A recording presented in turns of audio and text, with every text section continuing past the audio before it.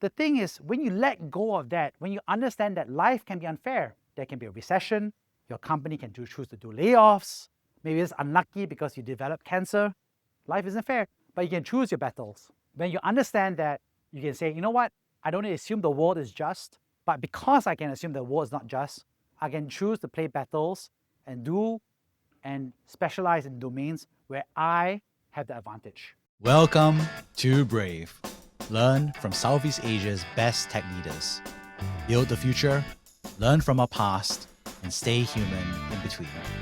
No BS on success. I'm Jeremy Au, venture capitalist, Sierra founder, Harvard MBA, science fiction nerd, and dad of 2 daughters. Every week, we debate startup news, interview changemakers, answer listener questions, and share personal insights. Join our movement of over 40,000 members and get transcripts, resources, and community at www.bravesea.com. Stay well and stay brave.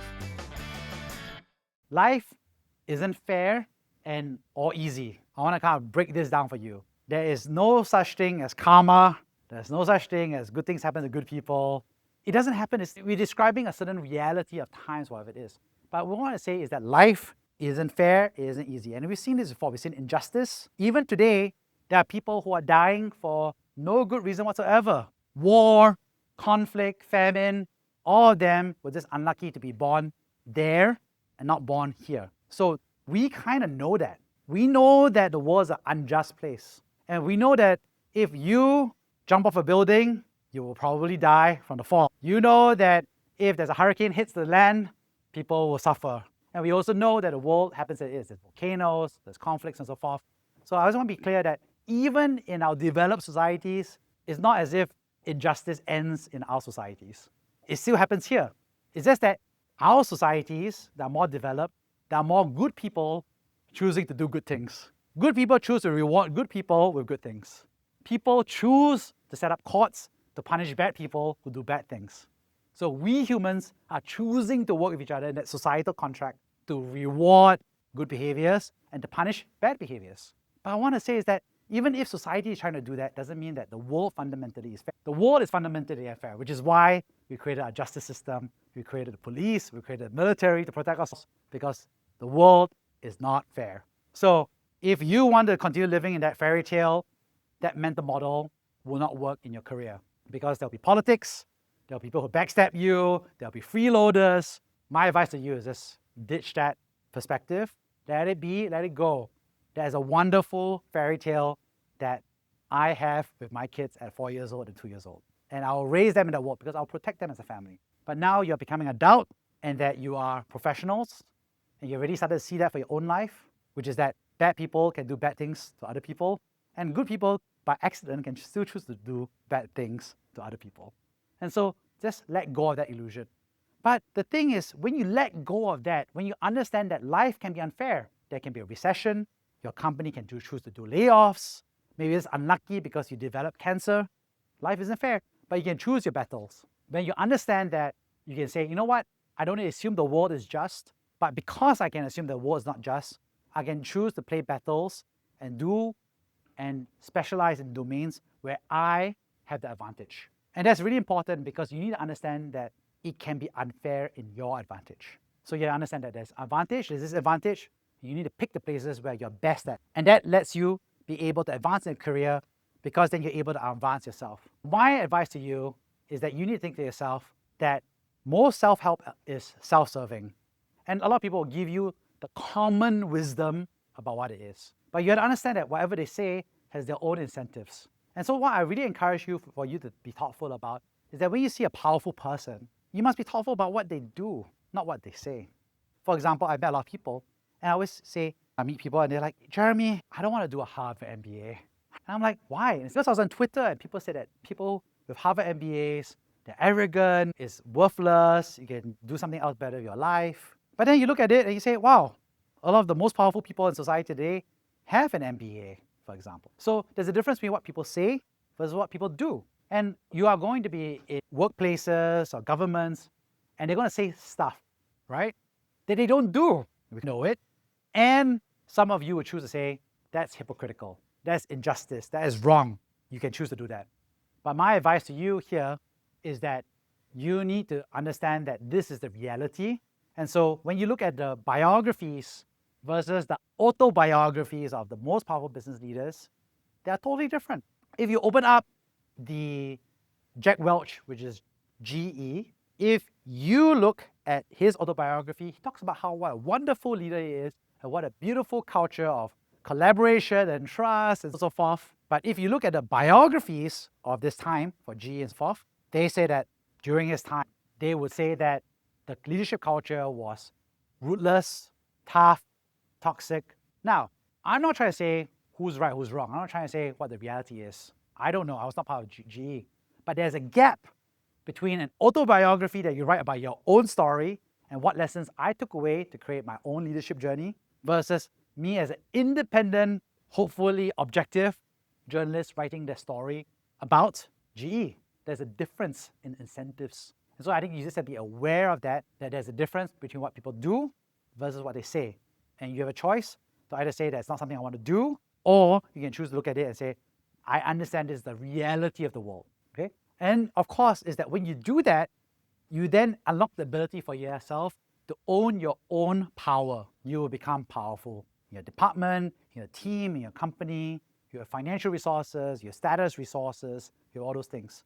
And you have to be thoughtful and comfortable using that power.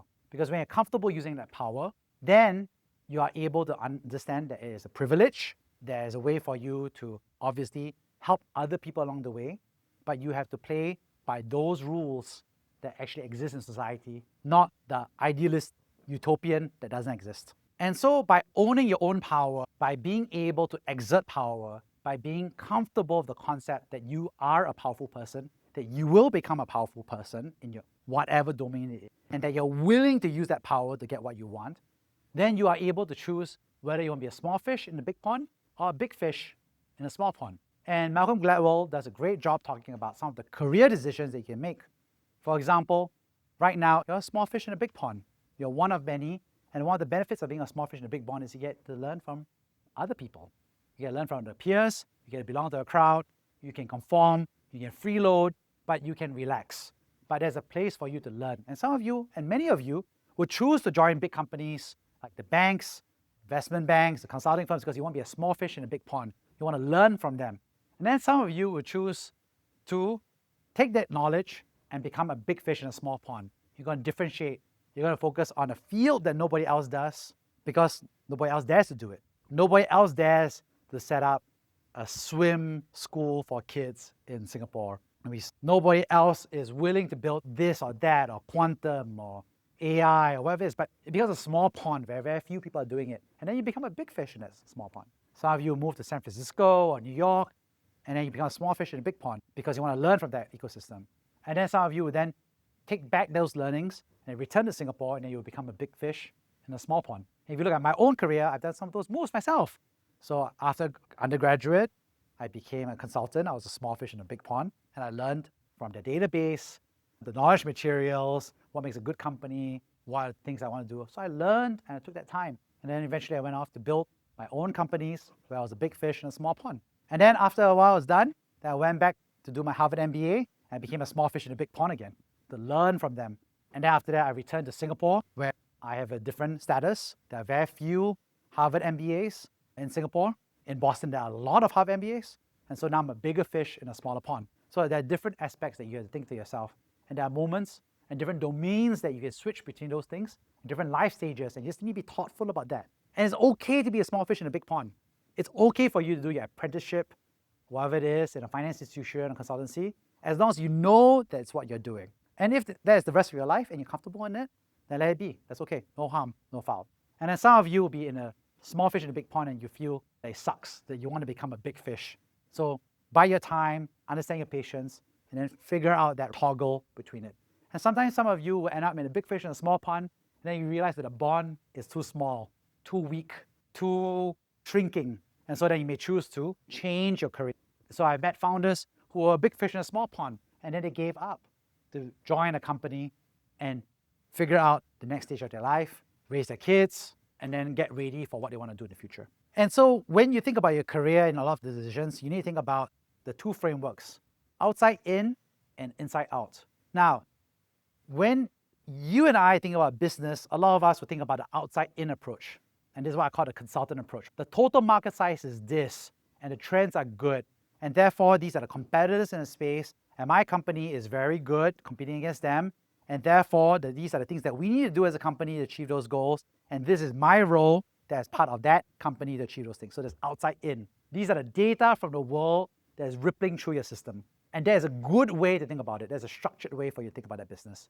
That being said, I need you to think about it in out, which is that what do you want? What are your values? What are you good at? What do you enjoy? And then saying, who are the people that I want to be with? Who are the people I want to work with? What do we want to work on? And the next stage is, so what's the company we're going to build? What is the direction and strategy we want to build? And the last stage is, how does that impact our ecosystem or industry or the world? So it's a different direction. And it's very important for you that you will be having multiple conversations in your workplaces, at home, and you just need to take that moment and just tell yourself, am I having an outside-in discussion or am I having an inside-out framing? And sometimes you could be with your friend, your best friend, and he's having an inside-out conversation, and you could be having an outside-in conversation. So it's important for you to be thinking about those dynamics. Is very important. And the reason why it's important is because that's going to serve you well for your career, because many of you are going to do the jobs that the country and that your family and friends tell you that you should do outside in. The world is saying these are the things, and so you should do those things internally. You will also have to eventually build within the next few years. Some of you take longer, 5 years or 10 years, but you have to build out that internal emotional self-awareness to say, this is what I want to do, and therefore I'm going to do those things. And then that's going to be the impact that I have on the world. So that's very important for you to think about the outside in versus the inside out frame. Thank you for listening to Brave. If you enjoyed this episode, please share the podcast with your friends and colleagues. We would also appreciate you leaving a rating or review. Head over to www.bravesea.com for member content, resources, and community. Stay well and stay brave.